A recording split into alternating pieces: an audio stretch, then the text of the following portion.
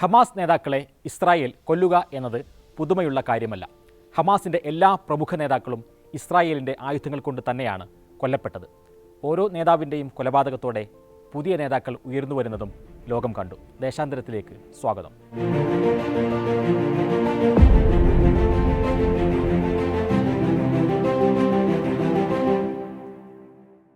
1987 Hamas രൂപീകരിക്കപ്പെടുന്നത്.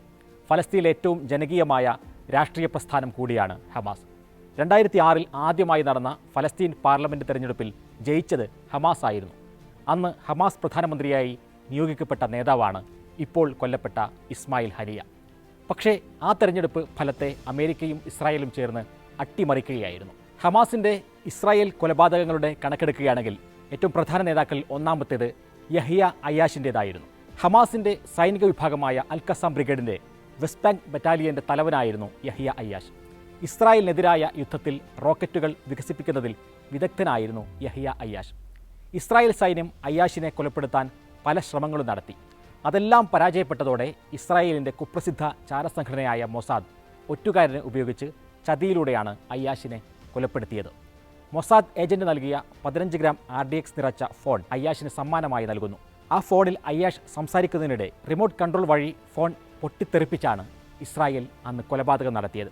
1996 ജനുവരി 5 ഈ കൊലപാതകം. ഒറ്റുകാരന് അന്ന് കിട്ടിയത് $10 ദശലക്ഷം അമേരിക്കയിലേക്ക് കടക്കാനുള്ള പാസ്പോർട്ടുമായിരുന്നു. ഹമാസ് എന്ന പ്രസ്ഥാനത്തിൻ്റെ പ്രധാന നായകനും സ്ഥാപക നേതാവുമായ ഷെയ്ഖ് മുഹമ്മദ് യാസീനെയാണ് പിന്നീട് ഇസ്രായേൽ കൊലപ്പെടുത്തിയത്. 2004 മാർച്ച് മാസത്തിലായിരുന്നു അത്. പ്രഭാത നമസ്കാരം കഴിഞ്ഞ് വീൽചെയറിൽ മടങ്ങുന്ന ഷെയ്ഖ് അഹമ്മദ് യാസീനെ മിസൈൽ ആക്രമണത്തിൽ ഇസ്രായേൽ സേന കൊലപ്പെടുത്തുകയായിരുന്നു.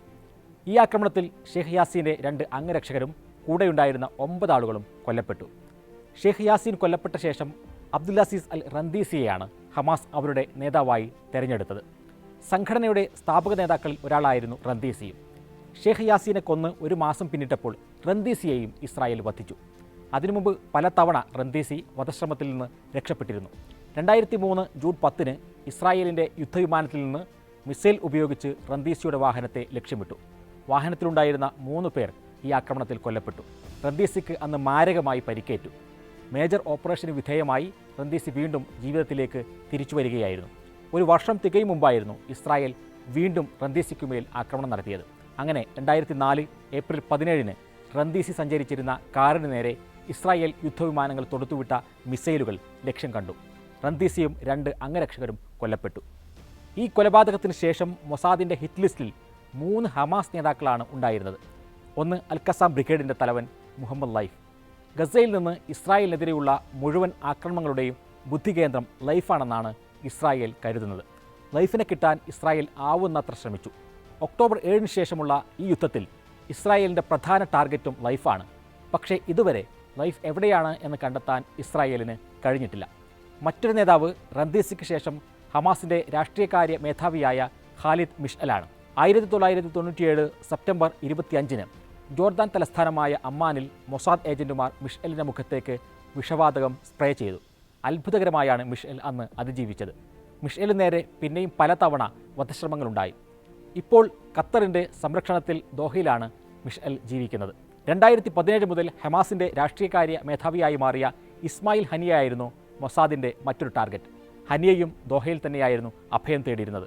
പക്ഷേ കഴിഞ്ഞ ഒക്ടോബർ 7 ശേഷം ഹനിയയെ ഇസ്രായേൽ പ്രത്യേകം ലക്ഷ്യമിട്ടു. ഇറാനിലേക്കും ഈജിപ്തിലേക്കും തുർക്കിയിലേക്കുമെല്ലാം ഹനിയ നിരന്തരം യാത്ര ചെയ്യുന്നത് മൊസാദ് പിന്തുടരുന്നുണ്ടായിരുന്നു. ഒടുവിൽ ഇറാനിൽ ഒരു അവസരം ഒത്തുവന്നതോടെ ഹനിയയെയും മൊസാദ് വകവരുത്തി. ഇതിനു പിന്നിൽ ചതിയൊരുക്കാൻ ഇറാനിൽ നിന്ന് ആരെയെങ്കിലും കിട്ടിയോ, അതല്ല നേരിട്ട് മൊസാദിൻ്റെ ആസൂത്രണവും എക്സിക്യൂഷനുമായിരുന്നോ നടന്നത് എന്നെല്ലാം ഇനി കാലം തെളിയിക്കേണ്ടതാണ്. ആരാകും ഇനി ഹനിയയുടെ പിൻഗാമി? എന്താകും പുതിയ പ്രതിരോധ തന്ത്രങ്ങൾ? എങ്ങനെയാകും പുതിയ നേതാക്കളെ ഇസ്രായേൽ നേരിടുക? ഇതെല്ലാം ഫലസ്തീൻ വിമോചന പോരാട്ടങ്ങളുടെ ഭാവി നിർണ്ണയിക്കും.